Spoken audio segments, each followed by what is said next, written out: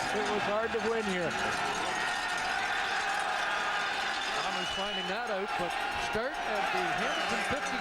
Joey Elliott on the sidelines. Anderson a catch. Jeff Tisdale eases him out just short of the first down stick. Yeah, I'm not surprised that Joey Elliott's calling plays at the line of scrimmage now, because it's that time of the game. They've got to take advantage of this field position with the major to climb back in it. First catch for Isaac Anderson, who had 6 for 82 against the Argos, and now he goes off with Popla as the jumbo team comes on. Just keep in mind that this is an elimination game. The team that loses this game is out of the playoff hunt. Both teams in it still will need some help, but have to take care of business. Second and short. And Bowman straight ahead will have the first down.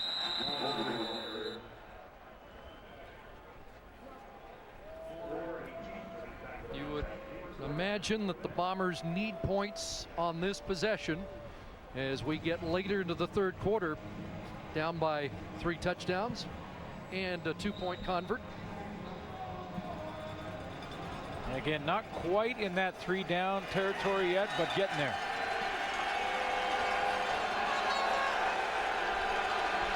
Povla and Anderson check back in. Running out of time. Now finds a man, and a catch is made down at the 25-yard line. And once again, it's Anderson. You know, Isaac Anderson does a nice job to secure this and just concentrate for a split second after a tough throw is made here by Elliott. Right-handed quarterback rolling out eventually to his left as he doesn't like what he sees to the play side. He ends up flushed out to his left. Has to throw across his body. You can see that excellent protection of the football from Isaac. He gets cut down on the play as Ricardo Coakley, who had a couple of interceptions in Calgary, has the stop. And Coakley was a little wobbly getting up from that one. Again, when I talk about Keto Pobla, is a good, solid, physical guy. I mean, he gets the feet cut out from him, and it was Ricardo Coakley who got up a little wobbly. Coakley in his 7th game in this revamped defense. Former Edmonton Eskimo. 2nd and 7. Tight ends and a pass complete.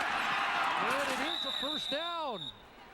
Terrence Edwards has the catch. That should put him over 1,000 yards for the 5th time in his career. And so Terrence Edwards becomes the 24th in CFL history with 5 1,000-yard seasons receiving. 2 pretty good games against Hamilton. Coming in just under 100 in both of them, and it's had 300-yard games on the season, chipped away and got to that 1,000-yard mark. Mentioned in the first half, amazing he's on the field. The walking boot yesterday, he looked like he was very mobile. Looking cross field, got Popla around the 10, and he gets brought down by Markeith Knowlton at the 5-yard line. 5,000-yard seasons, as you mentioned, for Terrence Edwards. 2007, 8. This is the 9th year, and then the last 3 years. But you mentioned it, Chris. I mean, you hear all the time players say that if it's a playoff game, I'd play. Well, this is a playoff game, basically, for these teams.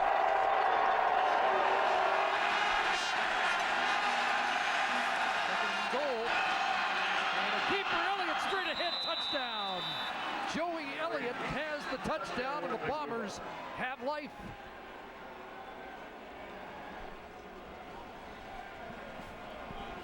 The importance of the play fake and how it freezes Ray Williams gives him a chance. Joey Elliott to beat Ray Williams to the goal line.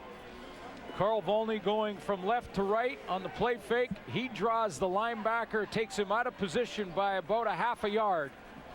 And that's all Joey Elliott needed.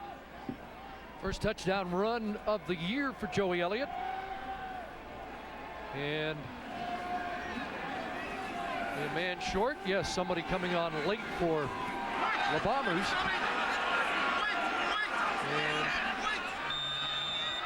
And Enoch Mwamba will check in late.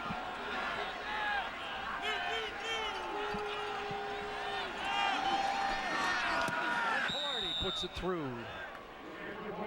So now a 15-point game.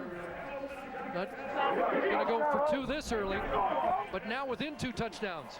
There's Ray Williams, and watch how he's drawn to Carl Volney on this play fake here to open up a run lane for Joey Elliott. I mean, he steps hard, and that extra step in this direction to try and cut off the running back along with the defensive end opens up the inside run lane.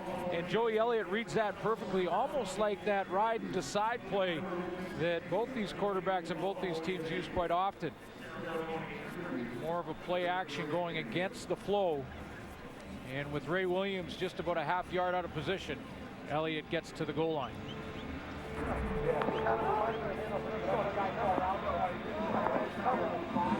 But an absolute must-score opportunity that they cash in on.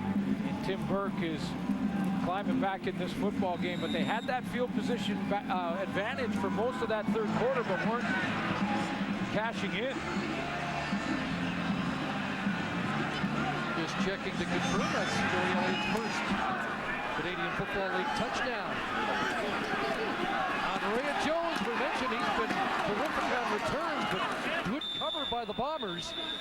And they don't allow him to get over the 35-yard line. So now a little intrigue as the defense for Winnipeg will come out and try and put a quick stop to Henry Burris and get the ball back.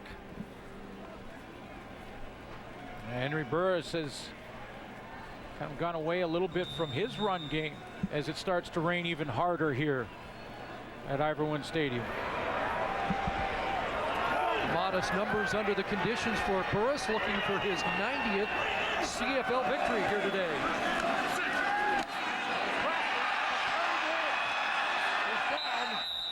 Jonathan Hefty tripped him up when it looked like a bigger play was developing. Burris does a nice job. You mentioned about his starts. I mean, only Anthony Calvillo more starts for active quarterbacks in the CFL, and uses experience to just back away from pressure there and wait till Bakari Grant opens up on the far side of the formation. First catch for Grant on the day. He has touchdowns in each of his last 3 games.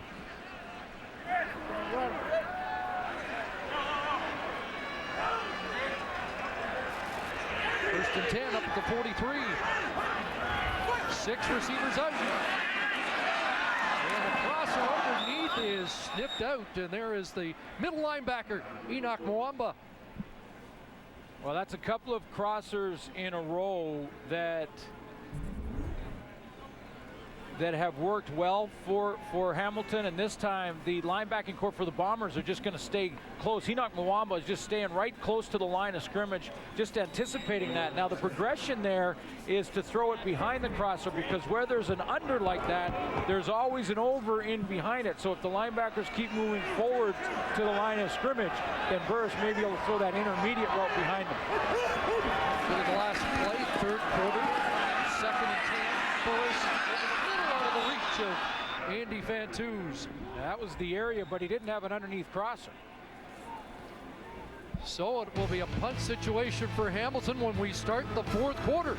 Ticats by 15. 1 quarter of regular season football left at Ivor Wynn. They're the numbers through 3 quarters. Well, and only 1 quarter left for one of these 2 teams, and if they tie, both teams are out. So important drive for the Bombers there. They've got a chance, and we've got a lot of football in this 4th quarter to be played. It's interesting. We may still have some drama today. There have been a lot of reminiscing. We've heard from some of the Ticat greats, and I want to hear from a player who came in here with this intimidating atmosphere, and you've got one particular story as a rookie. Yeah, 1984, and coming in as a rookie, I was starting at free safety. We had 2 corners in Terry Irvin and Ken Hinton on the other side. Ken Hinton got hurt in the 1st quarter, and our coach moved me in my rookie year in my 2nd game in the league to corner. Dieter Brock was the starting quarterback for the Hamilton Tiger Cats. I remember looking over there thinking, I know all about this guy and how good of a player he is. He could throw it to that wide side out with a flick of a wrist. They had good football team.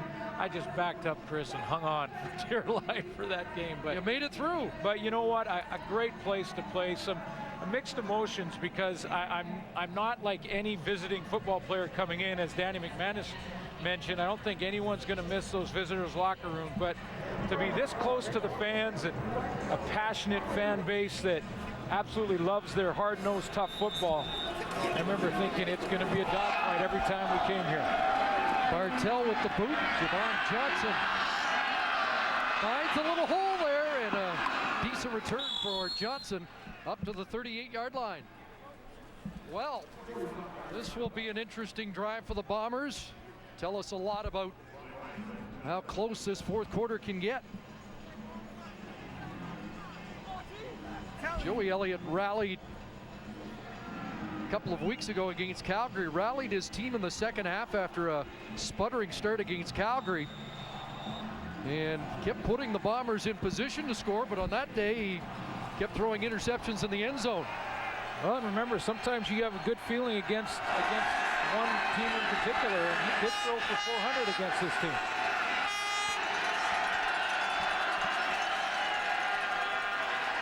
Good drop, and now a further downfield, but Terrence Edwards could not bring it down, and he's been shaken up along the sidelines. Tried to keep his feet in and awkwardly crashes into the signage there. And again, this part of this stadium, there is very little room along the sidelines between the playing field and the wall. Yeah, and even less there. See that sort of special area for VIP fans.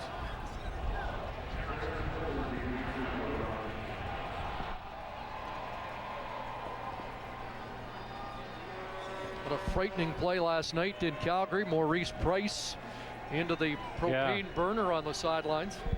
Well, you know, glad to report he's okay. Yeah, I'm sorry, Chris. You know, it's that time of year. I mean, guys are laying it on the line. I mean, no matter what it takes, right? And you're going to get Terrence Edwards, who's going to be that guy for you, trying to keep his feet in, and just, I think he sort of hit his head over there as well, and kind of reached back towards the middle of his back. Maybe got a bit of a stinger. We hope that he's okay. But that time of year, the physical intensity is turned up. And guys are going after it. They understand that don't win this afternoon, it's over. So it'll be 2nd and 10.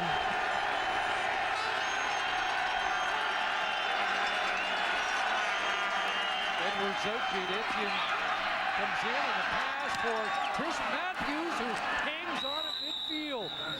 Had to battle to make that catch and comes down with it, and that's a clutch first down for Winnipeg. Well, it was all strong hands from Chris Matthews, because it looked like he almost peaked and got away with it and peeked up the field. We've seen this happen at all levels in all leagues, where the receiver will just take a little peek down the field. He did that, got away with it with strong hands.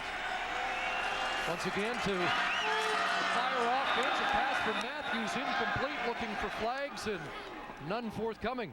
That last play was to the wide side of the field. That one there, which was a knockdown, was to the short side, and that's where Jeff Tisdale's been lining up. As his first interception, the Ticat in this game earlier on, and a good knockdown, perfect position on that slant route there. 2nd and 10. Bomber 53-yard line. Early releases, the pass is caught. Anderson has the catch right near the first down stick.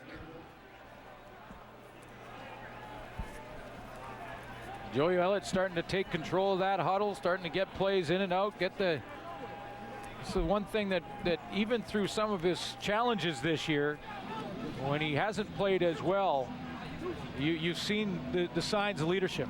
And he has given you, this is going to be a hot topic of discussion, I think, in Winnipeg when this season is done. Just short, it'll be 3rd and inches. But Joey Elliott has shown you signs, and what do you do going forward? We heard Milt talk about Buck Pierce and his future in Winnipeg, and Joey Elliott is going to be a very difficult decision too, isn't he? Well, no question. I think, you know, they've got to take a good hard look and discussion on all these quarterbacks. Alex Brink, Joey Elliott, certainly Buck Pierce's situation. You know, if you could bring them all back and evaluate from there, maybe make a trade in the offseason. I know Dave Naylor yesterday talked about Possibility of Mike Riley being on the market. Third and inches. Now it's break in, push ahead, and he has it behind the left guard, Chris Greaves, Justin Sorensen, the center. But obviously, you're under scrutiny because at the moment you're 5-11.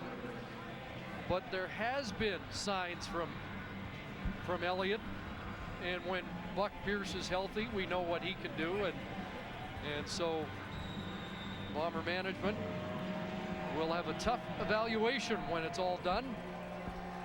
And Joey Elliott trying to extend the Bombers' year here in the fourth quarter. On a roll. Downfield, and he'll throw it away. Nothing opening up on that side of the field. He's had most success when he's rolled to his left, which is the tougher direction to go in for a right-handed quarterback.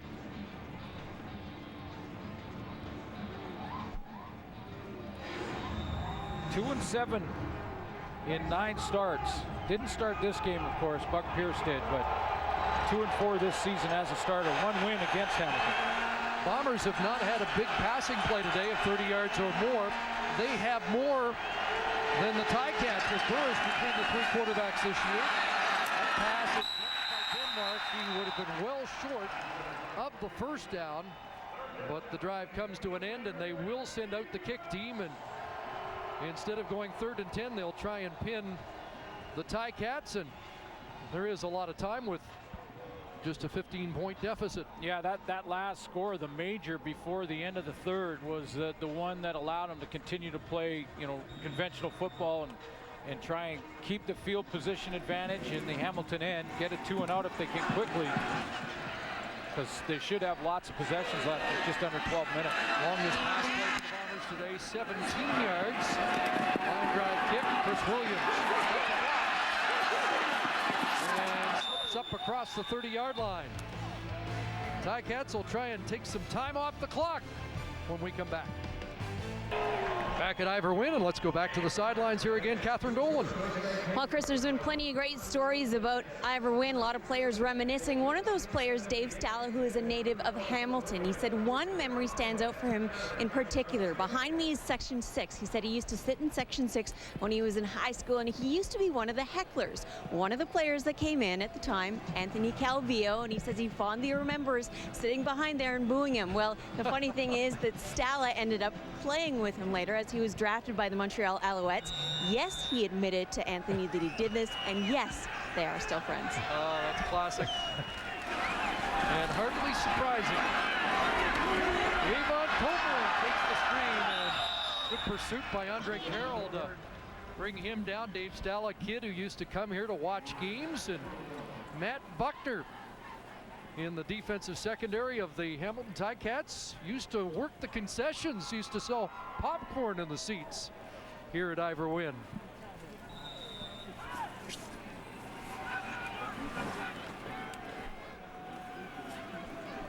Good 9-yard gain on first down for Coburn. Double tight end, 2nd and short. Avon again has the first down. Avon Coburn came into the game needing 50 for 5,000 rushing yards in his CFL career. Nice And average. closing in. Nice average since taking over, just around 6.5 yards per carry.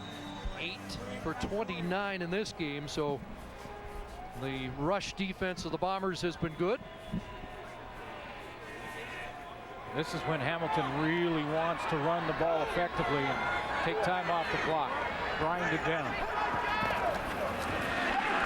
But Burris will take a shot here. Wants Williams, and just failed to make a big catch there up against Javon Johnson. Boy, and Henry Burris put it right on the money on the back shoulder of Chris Williams. He played it well to wait till the last second to stab at the football, but this ball, with the pouring torrential downfall, the Vaseline that Henry Burris puts on his hands worked perfectly there. You can't place it any better.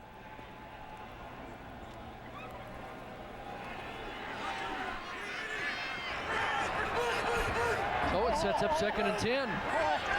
Burris with 2 touchdown passes in this game. That's 12 of the games this year where he's had at least a pair of touchdown passes. This underneath for Williams will be marked at the, well, just short of the 50-yard line, and now they're saying incomplete. And it'll be 3rd down. Wouldn't have been nearly enough for 1st down anyway, and so Winnipeg's going to get the ball back here with just under 10 minutes to play.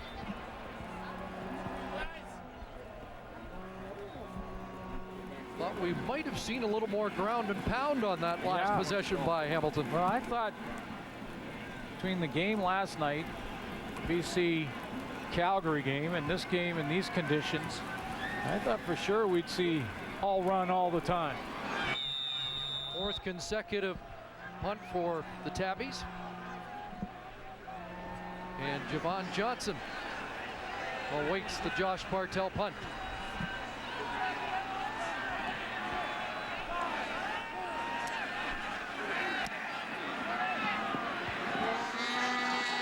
And Johnson lets it bounce by him.